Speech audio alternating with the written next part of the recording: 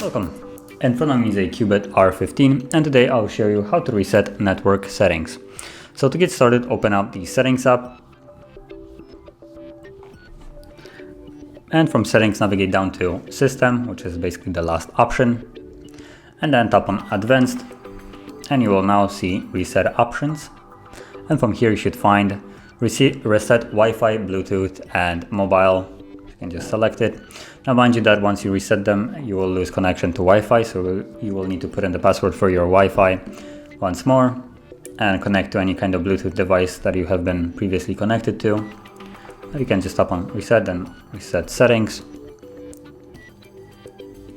And as you can see, I lost connection to Wi-Fi and the process is now finished. So that is how you would reset network settings, and if you found this very helpful, don't forget to hit like, subscribe, and thanks for watching.